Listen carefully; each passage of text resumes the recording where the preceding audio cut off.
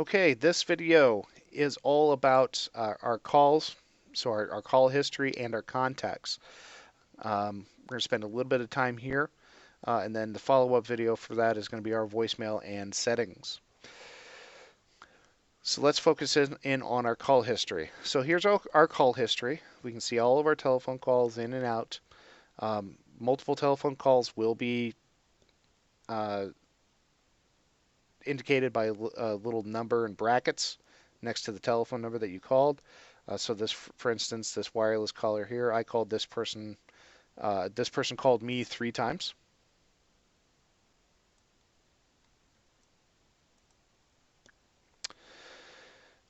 People within your organization are going to have little bubbles next to them. These little green, yellow, red, or gray bubbles will indicate what the person's status is. Green means that the person is logged into the application, ready to go. They are not on a telephone call. It might be a safe bet that you can call them. The little yellow circles mean that this person is away from their desk. The gray circles indicate that that person is not signed into the application and they are not on a call. But if the circle were red, it's either going to mean that that person is actively on a telephone call or in a do not disturb status.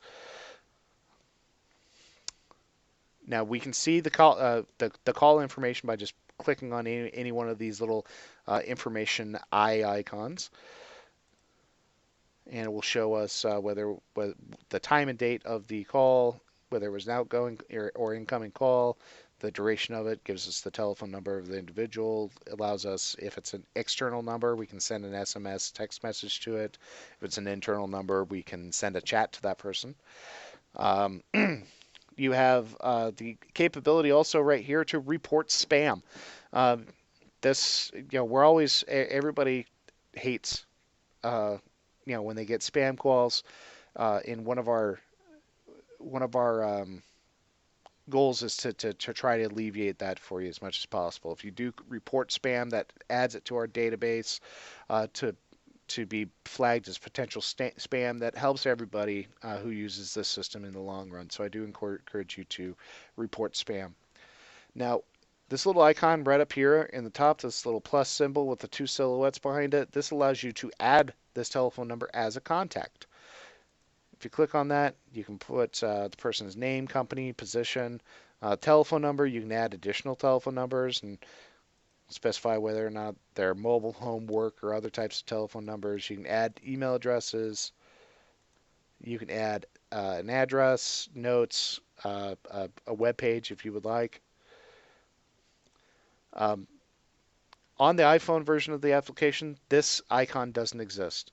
All of this information will be underneath the SMS and the telephone number options. So keep that in mind. Your missed calls, calls that went to voicemail, calls you didn't pick up, will be red. It helps you easily visually identify which calls you missed. Moving on, we'll go to contacts. Contacts is where all of your business and if you elect so personal contacts uh, live. Um, all of your entire your entire organization is going to be in this list. Each person has, as you can see here, we have all these status icons. If you click on the status icon, it will show you the person's information. It will show you the person's 4-digit extension. You can also click on it. It'll show you the person's 4-digit extension, and you can swipe on it to copy that person's extension. Same thing with the telephone number. You can see the person's email address, and if they're an internal contact, you can just click on chat, and it will open up a chat window with that person. Now, you can also add this person as a favorite, so they show up at the top of your list all the time, just by clicking this little star right up here, filling it in blue, and it will add them to your favorites.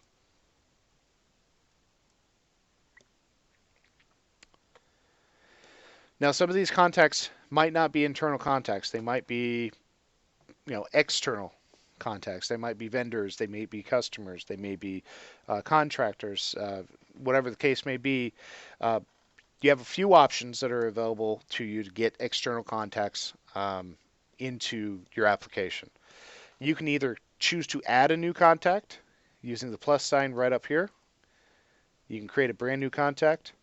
Or if it's something that your whole company will use, you can contact our help desk at support@fisherstech.com to add contacts to this list.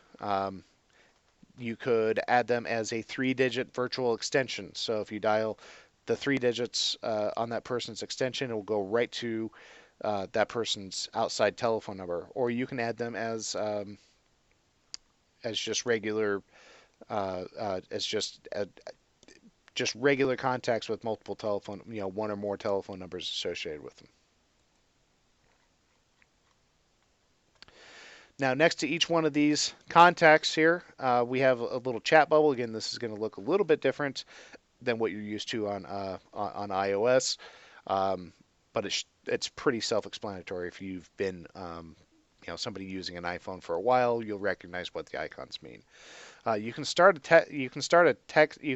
chat with this person right here just by clicking on this chat bubble. If it's an external contact programmed in by pressing the Create Contact button here, it'll allow you to send a text message to that person.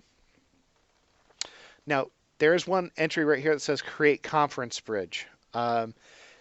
Conference bridges, if you're unaware, are audio conferencing rooms, for lack of a better term, that allow multiple individuals to get into the same call at the same time by by dialing a 10-digit telephone number and putting in an ID.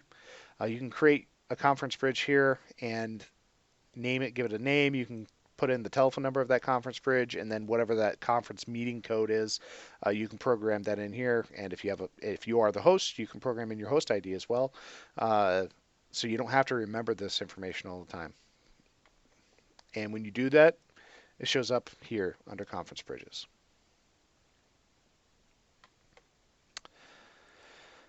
Now, what we saw here in calls and contacts, and then we'll also see again here in voicemail, this little blue icon down here, this is your dial pad icon on Android. In Apple iPhone, this icon is going to be slightly different as far as how it looks, and it will be up in the top right, so do keep that in mind.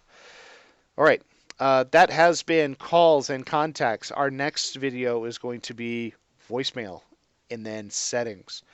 After that, we will get into calls and to see what those calls look like within the application, both incoming and outgoing. Thank you very much, and we'll see you on the next video.